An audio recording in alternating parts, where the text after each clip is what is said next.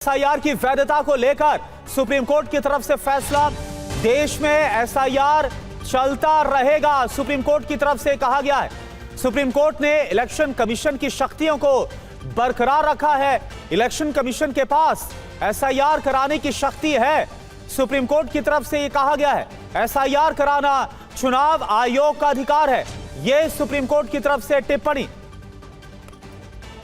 तो देखिए, इस वक्त की बड़ी खबर यह है कि सुप्रीम कोर्ट ने फैसला कर दिया है, एसआईआर प्रोसेस चलता रहेगा। यह है सबसे बड़ी खबर। एसआईआर की वैधता पर सुप्रीम कोर्ट का यह बड़ा फैसला है। एसआईआर प्रोसेस जारी रहेगा।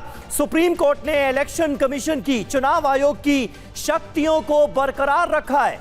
ईसी के पास एसआईआर कराने की शक्ति है, यह कहा है सुप्रीम कोर्ट ने। एसआईआर कराना चुनाव आयोग का अधिकार है। स्पेशल इंटेंसिव रिवीजन यानी एसआईआर चलता रहेगा, यह प्रोसेस जारी रहेगा, यह सुप्रीम कोर्ट ने क्लियर कर दिया है। पीयूष पांडे हमारे संवाददाता इस वक्त हमारे साथ मौजूद हैं। पीयूष, एसआईआर प्रोसेस को लेकर बड़े सारे सवाल उठे। यह मामला देश की सबसे बड़ी अदालत की चौखट पर पहुंचा और अब फैसला हो गया है कि एसआईआर प्रोसेस जारी रहेगा। लेकिन क्या कुछ मुद्दे ऐसे भी हैं जिन पर विश्लेषण करने की आगे बात सुप्रीम कोर्ट ही कर रहा है?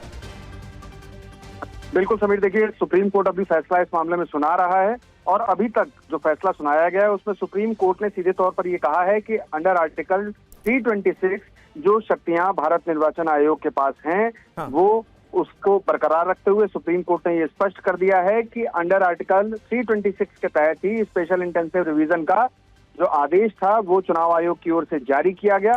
आप जानते हैं कि बिहार में सबसे पहले एसआईआर कराया गया था और ये उसी समय जो याचिकाएं थी वो दायर की गई थी और इसमें एसआईआर के मद्देनजर जो चुनाव आयोग की ओर से आदेश जारी किया गया था उसकी संवैधानिक वैधता को चुनौती दी गई थी और सुप्रीम कोर्ट ने आज उसकी संवैधानिक वैधता पर इनिशियली जो सबसे पहला अपना फैसला दिया है उसमें ये कहा है कि मतदाता सूचियों के विशेष गहन पुनरीक्षण यानी कि एसआईआर करने के लिए भारत निर्वाचन आयोग के पास शक्तियां हैं अंडर आर्टिकल 326।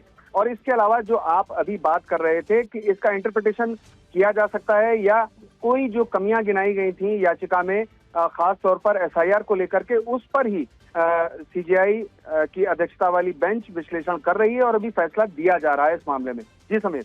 ठीक है, अभी फैसला दिया जा रहा है। पीयूष पांडे हमारे संवाददाता बता रहे हैं और जानकारी देखिए, सबसे बड़ी खबर यही है कि चुनाव आयोग ने कानूनी शक्ति के बाहर काम नहीं किया है, ये सुप्रीम कोर्ट ने साफ कर दिया है। यानी जो एसआईआर प्रोसेस था, स्पेशल इंटेंसिव रिवीजन का जो प्रोसेस था, चुनाव आयोग ऐसा कर सकता है, इस प्रोसेस को आगे जारी रख सकता है चुनाव आयोग, ये बिल्कुल क्लियर हो गया है और ये सब कुछ संवैधानिक दायरे में किया गया। एक तरह से सुप्रीम कोर्ट ने इस पर भी मोहर लगा दी है। कानूनी शक्ति के बाहर जाकर कोई काम नहीं कर दिया है चुनाव आयोग ने, यह सुप्रीम कोर्ट ने क्लियर किया है। लेकिन जिस बात का जिक्र पीयूष पांडे कर रहे थे, अभी फैसला सुनाया जा रहा है, कुछ और टिप्पणियां आनी बाकी हैं, लेकिन कुछ ऐसे मुद्दे हैं जिन पर विश्लेषण किया जाना जरूरी है, यह सुप्रीम कोर्ट ने भी माना है।